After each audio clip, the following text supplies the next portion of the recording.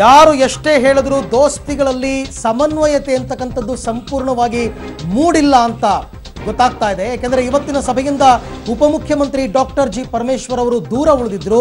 ಇವತ್ತು ಸಭೆ ಇದೆ ಅಂತಕ್ಕಂಥದ್ದು ಗೊತ್ತಿದ್ರು, ಜಂಟಿ ಸುದ್ದಿಗೋಷ್ಠಿ ಇದೆ ಅಂತಕ್ಕಂಥದ್ದು ಗೊತ್ತಿದ್ರು ಕೂಡ ತುಮಕೂರಿನತ್ತ ಪ್ರಯಾಣವನ್ನು ಬೆಳೆಸಿದ್ರು ಪರಮೇಶ್ವರ್ ಅವರು. ಆದರೆ ಅದಕ್ಕೆ ಬೇರೆ ಬೇರೆ ಕಾರಣಗಳನ್ನ ಕೊಟ್ಟರು ಕೂಡ ಸತ್ಯ ಅದೇನೆ.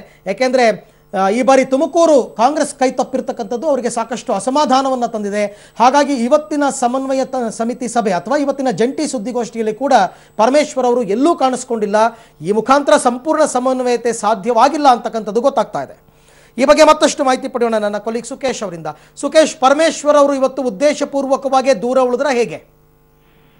ಅರವಿಂದ್, ಈ ಒಟ್ಟಾರೆ ಇವತ್ತಿನ ಬೆಳವಣಿಗೆಗಳು ನೋಡ್ತಾ ಇದ್ರೆ ಮೈತ್ರಿ ಪಕ್ಷದ ಎಲ್ಲಾ ನಾಯಕರುಗಳು ಇದ್ದಾಗಲೂ ಕೂಡ ಸರ್ಕಾರದಲ್ಲಿ ಕಾಂಗ್ರೆಸ್ನ ಪರವಾಗಿ ಮೈತ್ರಿ ಪಕ್ಷದ ಪ್ರಭಾವಿ ಹುದ್ದೆಯಲ್ಲಿ ಇರತಕ್ಕಂಥ ಪರಮೇಶ್ವರ್ ಗೈರಾಗಿರುವಂತದ್ದು ನಿಜಕ್ಕೂ ಸಾಕಷ್ಟು ಕುತೂಹಲಕಾರಿ ವಿಚಾರ ಮತ್ತು ಎಲ್ಲವೂ ಕೂಡ ಸರಿ ಇಲ್ಲ ಅನ್ನುವಂಥದ್ದು. ಆದ್ರೆ ಇನ್ನೊಂದು ವಿಶೇಷ ಏನಂದ್ರೆ ಇವತ್ತಿನ ಪತ್ರಿಕಾಗೋಷ್ಠಿಯಲ್ಲಿ ಕಾಂಗ್ರೆಸ್ ಮತ್ತು ಜೆಡಿಎಸ್ ನಾಯಕರುಗಳು ಅದನ್ನೇ ಮುಖ್ಯವಾಗಿ ಒತ್ತಿ ಹೇಳಿದಂಥದ್ದು, ಪರಮೇಶ್ವರ್ ಬೇರೆ ಕಾರಣಕ್ಕೆ ಹೋಗಿದ್ದಾರೆ, ಅನ್ಯಥಾ ಭಾವಿಸಬೇಡಿ ಅನ್ನುವಂಥದ್ದು. ಅಲ್ಲಿಗೆ ಒಂದು ಸ್ಪಷ್ಟವಾಗುತ್ತೆ, ತುಮಕೂರಿನ ಲೋಕಸಭಾ ಕ್ಷೇತ್ರ ಕಾಂಗ್ರೆಸ್ ಕೈ ತಪ್ತಾ ಇದ್ದಂತೆ ಏನು ಪರಮೇಶ್ವರ್ ಅಸಮಾಧಾನಗೊಂಡ್ರು, ಅದನ್ನ ವಾಪಸ್ ಪಡೆಯುವ ಪ್ರಯತ್ನ ಮಾಡಿದ್ರು. ಅದಕ್ಕೆ ಕಾಂಗ್ರೆಸ್ ಮತ್ತು ಜೆಡಿಎಸ್ ನ ಎರಡೂ ಪಕ್ಷದ ನಾಯಕರು ಇದುವರೆಗೆ ಸ್ಪಂದಿಸಿಲ್ಲ ಅನ್ನುವಂತ ಸಿಟ್ಟು ಎಲ್ಲೋ ಒಂದ್ ಕಡೆ ಪರಮೇಶ್ವರ್ ಅವ್ರನ್ನ ಇದುವರೆಗೂ ಕೂಡ ಸಮಾಧಾನ ಆದಂತೆ ಕಾಣಿಸ್ತಾ ಇಲ್ಲ. ಹಾಗಾಗಿ ಈ ಸಭೆಯಿಂದ ಉದ್ದೇಶಪೂರ್ವಕವಾಗಿ ಪತ್ರಿಕಾಗೋಷ್ಠಿಯಿಂದ ಕೂಡ ಅವರು ದೂರ ಉಳಿದಿರುವಂತ ಮಾಹಿತಿ ಲಭ್ಯ ಆಗ್ತಿದೆ. ಅರವಿಂದ್, ಓಕೆ, ಅಂದ್ರೆ ಯಾವುದೇ ಕಾರಣಕ್ಕೂ ತುಮಕೂರನ್ನ ಬಿಟ್ಕೊಡಲ್ಲ ಅನ್ನೋ ನಿರ್ಧಾರಕ್ಕೆ ಜೆಡಿಎಸ್ನವರು ಬಂದಿದ್ದಾರೆ. ಅದರಿಂದ ಪರಮೇಶ್ವರ್ ಅವರಿಗೆ ಅಸಮಾಧಾನ ಆಗಿದೆ ಅಂತ ಅನ್ಕೋಬಹುದಾ?